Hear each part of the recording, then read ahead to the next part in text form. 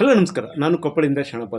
News 18ಗೆ ಸ್ವಾಗತ. News 18 subscribe ಆಗಿ news 18 ಸಾಮಾಜಿಕ ಜಾಲತಾಣವನ್ನು ಫಾಲೋ ಮಾಡಿ. ನಾಡಿನ ಕಲೆ ಸಂಸ್ಕೃತಿಗೆ ಮತ್ತು ಈ ನಾಡು ಗುರುತಿಸುವುದೇ ಜನಪದ ಕಲೆಗಳಿಂದ. ಅದರಲ್ಲೂ ಅಲೆಮಾರಿಗಳಾಗಿರುವಂಥ ಕುಟುಂಬಗಳು ಜನಪದ ಕಲೆಯಿಂದಲೇ ಜೀವನ ನಿರ್ವಹಣೆ ಮಾಡ್ತಾ ಇದ್ದಾರೆ.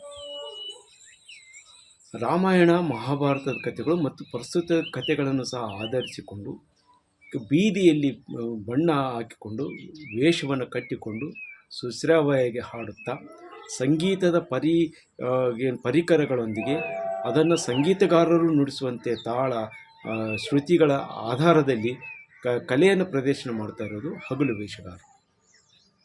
ಇದು ತಲೆತಲಾಂತರದಿಂದಲೂ ನಡೆದುಕೊಂಡು ಬಂದಿರುವಂಥ ಹಗಲು ವೇಷಗಾರರ ಒಂದು ಇತ್ತೀಚಿನ ದಿನಗಳಲ್ಲಿ ಮೊಬೈಲು ಟಿವಿಗಳ ಯುಗದಲ್ಲಿ ಈಗ ಈ ಅಬ್ಬರದ ಮಧ್ಯೆಯೂ ಸಹ ಹಗಲು ವೇಷಗಾರರು ತಮ್ಮ ವೃತ್ತಿಯನ್ನು ಮುಂದುವರಿಸಿದ್ದಾರೆ. ಸಾಮಾನ್ಯವಾಗಿ ಇವರೆಲ್ಲರೂ ತೆಲುಗು ಭಾಷಿಕರಾಗಿದ್ದರೂ ಸಹ ಗಡಿ ಭಾಗದಾಗಿರುವಂಥ ಕೊಪ್ಪಳ ಜಿಲ್ಲೆ, ರಾಯಚೂರು ಮತ್ತು ಬಳ್ಳಾರಿ ಜಿಲ್ಲೆಯಲ್ಲಿ ಈ ಹಗಲು ವೇಷಗಾರ ಕುಟುಂಬಗಳು ಹೆಚ್ಚಿವೆ. ಅದರಲ್ಲೂ ಕೊಪ್ಪಳ ಜಿಲ್ಲೆಯಲ್ಲಿ ಹಗಲು ವೇಷಗಾರರ ಸಂಖ್ಯೆ ಹೆಚ್ಚಿದೆ. ಕೊಪ್ಪಳ ಜಿಲ್ಲೆಯ ಕುದುರೆಮೋತೆ, ಹನುಮಸಾಗರ, ತಾವರಗೆರೆ, ಸಿದ್ದಾಪುರ, ಮಂಗಳೂರು ಈ ರೀತಿ ಬೇರೆ ಬೇರೆ ಗ್ರಾಮಗಳಲ್ಲಿರುವಂಥ ಹಗಲು ವೇಷಗಾರರು ಈಗಲೂ ಸಹ ಊರೂರು ಸುತ್ತಿ ವರ್ಷವಿಡೀ ತಮ್ಮ 10-12 ಜನರ ತಂಡವನ್ನು ಕುಟುಂಬಗಳನ್ನು ಸೇರಿಕೊಂಡು ವೃತ್ತಿಯನ್ನು ಮಾಡ್ತಾರೆ. ಅವರು ಊರೂರಿಗೆ ಅಲಿಯುತ್ತಾ ಅಲ್ಲಿ ಮಹಾಭಾರತದ ಕಥೆಗಳಾಗಿರ್ಬೋದು, ರಾಮಾಯಣದ ಕಥೆಗಳಾಗಿರ್ಬೋದು, ಮೈರಾವಣ ಕಥೆಗಳಾಗಿರ್ಬೋದು, ಸಿಂಧೂರ ಲಕ್ಷ್ಮಣನಂಥ ಕಥೆಗಳಾಗಿರಬೇಕು, ಈ ಎಲ್ಲ ಕಥೆಗಳನ್ನು ಅತ್ಯಂತ ಮನಮುಟ್ಟುವಂತೆ ಮತ್ತು ಒಬ್ಬ ಅಭಿನಯಕ್ಕೆ ತಲೆಬಾಗುವಂತೆ ಅವರು ಅಭಿನಯಿಸ್ತಿರುವಂಥ ಕಲೆ ಇದು ಈಗಲೂ ಜೀವಂತವಾಗಿದೆ. ಬಣ್ಣವನ್ನು ಹಾಕಿಕೊಂಡು ಬೀದಿಯಲ್ಲಿ ಸುತ್ತುವ ಇವರು ಸಾಮಾನ್ಯವಾಗಿ ಒಂದು ಗ್ರಾಮದಲ್ಲಿದ್ದಾಗ ಅಲ್ಲಿ ಸುಮಾರು 5-6 ದಿನ ಅಲ್ಲಿ ಪ್ರದರ್ಶನ ಮಾಡ್ತಾರೆ. ಅದರಲ್ಲಿ ಒಂದು ದಿನ ರಾಮಾಯಣದ ಕಥೆಗಳು, ಮಹಾಭಾರತ ಕಥೆಗಳು, ಶ್ರೀರಾಮಚಂದ್ರ ಲಂಕೆಗೆ ಜಿಗಿದಿರುವುದು, ಸೀತೆಯನ್ನು ಕರ್ಕೊಂಡು ಬಂದಿರುವುದು ಮತ್ತು ಈ ರೀತಿ ಬೇರೆ ಬೇರೆ ಕಥೆಗಳನ್ನು ಮನಮುಟ್ಟುವಂತೆ ಹೇಳ್ತಾರೆ. ಅದ್ರ ಜೊತೆಗೆ ಬೀದಿಯಲ್ಲಿ ಇವರು ಪ್ರದರ್ಶನಕ್ಕೆ ಸಾಕಷ್ಟು ಜನ ಮೆಚ್ಚುಗೆಯನ್ನು ವ್ಯಕ್ತಪಡಿಸ್ತಾರೆ. ಅವರು ವೃತ್ತಿಯನ್ನು ಆಧರಿಸಿಕೊಂಡು ಬಂದಿರುವಂಥ ಇವರಿಗೆ ಮತ್ತು ಕೊನೆಯ ತಮ್ಮ ಕೊನೆಯ ಆಟ ಮುಗಿದಾಗ, ಅಂದರೆ ತಮ್ಮ ಪ್ರದರ್ಶನಗಳು ಮುಗಿದು ಆ ಓಣಿಯಿಂದ ಹೋಗುವಾಗ ಅಲ್ಲಿ ಅವರು ಕೊಡುತ್ತಾ ಇರುವಂಥ ದವಸ ಧಾನ್ಯ ಮತ್ತು ಹಣವನ್ನು ಪಡೆದು ತಮ್ಮ ಜೀವನವನ್ನು ನಿರ್ವಹಣೆ ಮಾಡ್ತಾರೆ. ಸಾಕಷ್ಟು ಪ್ರಮಾಣದಲ್ಲಿ ಇವರು ಅದನ್ನೇ ಭಿಕ್ಷಾಟನೆಯನ್ನೇ ಮೂಲ ಮಾಡಿಕೊಂಡಿರುವಂಥ ಮತ್ತು ಕಲೆಯ ಆಧಾರದಲ್ಲಿ ಭಿಕ್ಷಾಟನೆ ಮಾಡ್ತಾ ಇರೋದು ಕಂಡು ಬರ್ತಾ ಇದೆ. ಇಂಥ ಕುಟುಂಬಗಳಿಗೆ ಈಗ ಒಂದಿಷ್ಟು ಆಧುನಿಕ ಭರಾಟೆಯ ಮಧ್ಯೆ ಅವರ ಕಲೆಗಳಿಗೆ ಒಂದಿಷ್ಟು ಪ್ರೋತ್ಸಾಹ ಸಿಗದಂಥ ಸ್ಥಿತಿ ಇದೆ. ಈ ಸಂದರ್ಭದಲ್ಲಿ ಸರ್ಕಾರ ಮಾಡಬೇಕಾಗಿದ್ದು ಅಲೆಮಾರಿ ಜನ ಅಭಿವೃದ್ಧಿ ನಿಗಮ ಇದೆ. ಜೊತೆಗೆ ಈ ಹಿಂದೆ ಕೋಟಾ ಶ್ರೀನಿವಾಸ ಪೂಜಾರಿ ಅವರು ಸಮಾಜ ಕಲ್ಯಾಣ ಸಚಿವರಾಗಿದ್ದಾಗ ಅವರು ಇಲ್ಲಿ ಕುದುರೆಮೋತಿಯಲ್ಲಿ ಒಂದು ಸಮಾವೇಶವನ್ನು ಮಾಡಿ ಅವರಿಗೆ ಸಿಗಬೇಕಾದ ಸೌಲಭ್ಯದ ಬಗ್ಗೆ ಹೆಚ್ಚು ಪ್ರಚಾರ ಮಾಡಿದರು. ಆದರೆ ಈಗಲೂ ಸಹ ಈ ಕುಟುಂಬಗಳಿಗೆ ಸರ್ಕಾರದ ಸೌಲಭ್ಯಗಳು ವಂಚಿತವಾಗಿವೆ. ಇನ್ನೂ ಗುಡಿಸಲಲ್ಲೇ ವಾಸವಾಗಿದ್ದಾರೆ. ಸರಿಸುಮಾರು 1,000ಕ್ಕೂ ಹೆಚ್ಚು ಕುಟುಂಬಗಳು ಈ ಜಿಲ್ಲೆಯಲ್ಲಿದ್ದರೂ ಸಹ ಅವರಿಗೆ ಸಿಗಬೇಕಾದ ಮೂಲಭೂತ ಸೌಲಭ್ಯ ಸಿಕ್ಕಿಲ್ಲ. ನಾವು ಒಂದು ಹಳ್ಳಿ ಒಳಗೆ ಹೋಗಿ 4 ದಿವಸ ಪ್ರವೇಶ ಮಾಡ್ತೀವಿ. ಒಂದು ದಿವಸ ಮೌನಿ ಭಸ್ಮಾಸುರ, ಒಂದು ದಿವಸ ರಾಮಾಯಣ, ಒಂದು ದಿವಸ ಸಿಂಧೂರ ಲಕ್ಷ್ಮಣಂದು, ಸುಂದ ಉಪಸುಂದೊಂದು ಜೀವನ ಪರಂತಪರಿ ಇದನ್ನೇ ಮಾಡ್ಕೊತ ಬಂದೀವಿ. ನಾವು ಅಜ್ಜ ಮುತ್ತಿನವ್ರ ಕಾಲಾಶಿ ಮಾಡ್ಕೊತ ಬಂದೀವಿ ರೀ.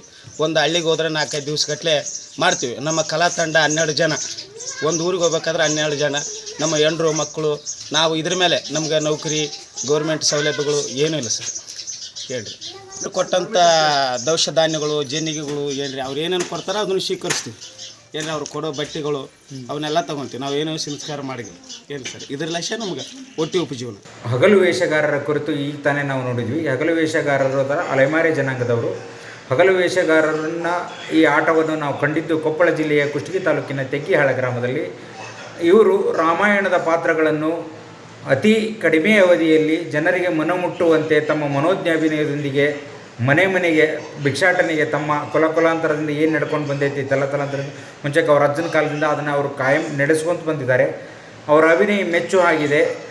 ಇಡೀ ರಾಮಾಯಣ ಕಥೆಯನ್ನು ಒಂದು 4-5 ನಿಮಿಷದೊಳಗೆ ಜನರಿಗೆ ತಲುಪಿಸತಕ್ಕಂತಹ ಒಂದು ಸಂವಹನ ಕಲೆ ಅವರಿಗೆ ರೂಢಿಗತವಾಗಿದೆ. ಇದು ಜನಪದ ಪ್ರಕಾರ ಕಲೆಗಳಲ್ಲಿ ಒಂದಾದರೂ ಇದನ್ನು ಅದೇ ಹಗಲು ವೇಷಗಾರ ಜನಾಂಗದವರೇ ಮುಂದುವರಿಸಿಕೊಂಡು ಬಂದಿದ್ದಾರೆ. ಇವರು ರಾಮಾಯಣ ಮಾತ್ರವಲ್ಲದೆ ವೀರ ಸಿಂಧೂರ ಲಕ್ಷ್ಮಣ ಹಾಗೂ ಪೊಲೀಸ್ ಪದ್ಧತಿಯ ಒಂದು ಹಾಸ್ಯ ಪ್ರಕಾರವನ್ನು ಇಟ್ಟುಕೊಂಡು ಹೀಗೆ ಸುಮಾರು ಒಂದು 7-8 ಪ್ರಕಾರದ ಬೇರೆ ಬೇರೆ ಸನ್ನಿವೇಶಗಳನ್ನು ತಮ್ಮದೇ ಶೈಲಿಗೆ ಒಳಪಟ್ಟುಕೊಂಡು ಸರಳ ವಾದ್ಯಗಳೊಂದಿಗೆ ಗ್ರಾಮ, ನಗರ, ಪಟ್ಟಣ ಇಂತಹ ಪ್ರದೇಶಗಳಲ್ಲೆಲ್ಲ ಭಿಕ್ಷಾಟನೆ ಮಾಡುತ್ತಾ ತಿರುಗಾಡ್ತಾರೆ. ಇವರಿಗೆ ಅಲೆಮಾರಿ ಜನಾಂಗ ಅಂತ ಕೂಡ ಕರೀತಾರೆ. ಈ ಹಗಲು ವೇಷಗಾರರ ಕಲೆಯನ್ನು ಅಂದಿನಿಂದ ಇಂದಿನವರೆಗೆ ಸಂವಹನ ಕಲೆಯಾಗಿ ಉಳಿಸ್ಕೊಂಡು ಹೋಗ್ತಾ ಇದ್ದಾರೆ. ಇಂತಹ ಕಲೆಗೆ ಸಂಘ ಸಂಸ್ಥೆಗಳಿಂದ ಹಿಡಿದು ಸರ್ಕಾರ ಅನುಕೂಲ ಕಲ್ಪಿಸಿದಾಗ ಮಾತ್ರ ಜನಪದ ಕಲೆ ಅಳಿವಿನಂಚಿನಿಗೆ ತಳೆಯದೆ ಮುಂಬರುವ ದಿನಗಳಲ್ಲಿ ಇದಕ್ಕೆ ಉತ್ತಮ ವೇದಿಕೆ ಕಲ್ಪಿಸಬೇಕಾಗಿದೆ. ಇಂಥ ಕಲೆಯನ್ನು ಮುಂದುವರಿಸಬೇಕು ಮತ್ತು ಈ ಕಲಾವಿದರಿಗೆ ಬೇಕಾಗಿರುವಂಥ ಪ್ರೋತ್ಸಾಹ ಕೊಡಬೇಕು ಮತ್ತು ಅವುಗಳಿಗೆ ಹೆಚ್ಚು ಅವರನ್ನು ಹೊಸತನಕ್ಕೆ ಅಳವಡಿಸುವಂಥ ಕೆಲಸ ಈ ಅಭಿವೃದ್ಧಿ ನಿಗಮದಿಂದ ಆದರೆ ಮಾತ್ರ ಅವರು ಕಲೆಯನ್ನು ಮುಂದುವರಿತೆ ಮತ್ತು ಈ ನಾಡಿಗೆ ಮತ್ತೆ ತನ್ನ ಕಲೆಯನ್ನು ಪ್ರದರ್ಶನಕ್ಕೆ ಸಾಧ್ಯವಾಗ್ತದೆ ಅನ್ನೋಂಥ ಮಾತಿದೆ. ಈ ನಿಟ್ಟಿನಲ್ಲಿ ಏನು ಮುಂದಿನ ದಿನಗಳ ಸರ್ಕಾರ ಮನಸ್ಸು ಮಾಡ್ತಾ ಅನ್ನೋದನ್ನು ಕಾದು ನೋಡಬೇಕಾಗಿದೆ.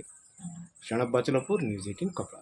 ನಿರ್ಭೀತ, ನಿಷ್ಪಕ್ಷಪಾತ, ವಿಶ್ವಾಸಾರ್ಹ ಸುದ್ದಿಗಳಿಗೆ ಮತ್ತೊಂದು ಹೆಸರಾಗಿರುವಂತ ನ್ಯೂಸ್ 18 ಕನ್ನಡ ಈಗ ಆಪ್ನಲ್ಲೂ ಲಭ್ಯವಿದೆ. ದಯವಿಟ್ಟು ಇಲ್ಲಿರುವ QR ಕೋಡ್ ಅನ್ನ ಸ್ಕ್ಯಾನ್ ಮಾಡಿಕೊಂಡು ಆಪ್ ಅನ್ನ ಡೌನ್ಲೋಡ್ ಮಾಡೋದಕ್ಕೆ ಮರಿಬೇಡಿ. ನಿಮ್ಮ ಬೆಂಬಲ ಹೀಗೆ ಸದಾ ನಮ್ಮೊಂದಿಗಿರಲಿ. ಧನ್ಯವಾದ.